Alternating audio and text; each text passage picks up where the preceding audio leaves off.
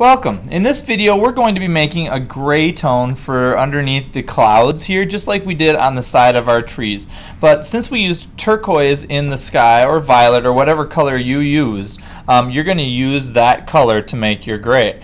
Okay, so I'm just going to fill one of my little painting divots here, and I'm going to be using the turquoise, and the complement of turquoise is the red-orange here. So I'm just going to grab a little turquoise.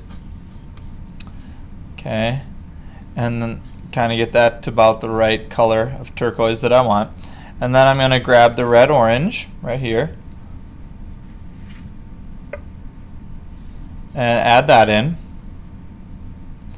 to make my gray color. And if I set my palette down and I do a little test sheet to show you what that looks like, it'll look about something like that. So it's a bluish grayish color. It's pretty light. I don't want it to be too dark.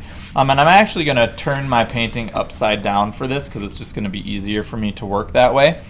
I'm going to use the nylon bristle brush because I'll have a little bit more control over my water, because you don't want your water to run into your trees. And so you're going to have to be really careful. Now this gray is going to be a little different than the gray you have on your trees. Because we didn't use the turquoise color for that gray. We used a different gray, and so I'm just gonna kind of run it right over the top, and if at any point it gets a little too wet, you can use your paper towel.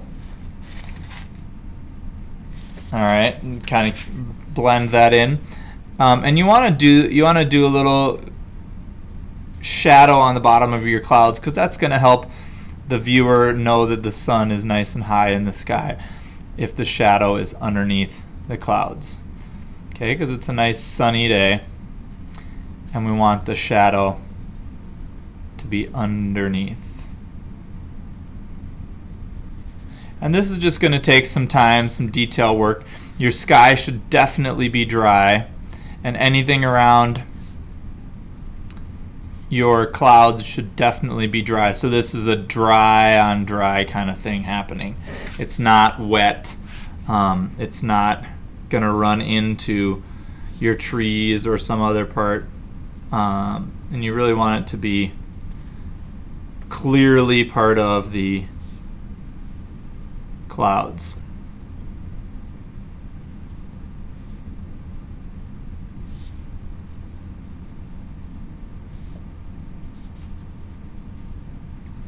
Now if you want to, you can go back, you make a darker tone and go back over it once that's dry and put like even one more darker shade of gray underneath, and that will help it look even more intense.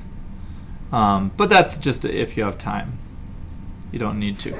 And so if I were to show you what that would be, you simply can use your same wash, or even take a little bit of your wash out and transfer it to another container like this, so you have like just a little teeny dribble, and then just add more pigment into it. So here's a little bit more blue, rinse my brush out, a little bit more red orange, and now that's going to be a darker color. So if I put that on, you can see how much darker that is in the first one. And then if you go back, especially if it's still wet, it'll run together a little bit and it'll have a darker effect, and it will kind of blend together. So that could be a second shadow right underneath.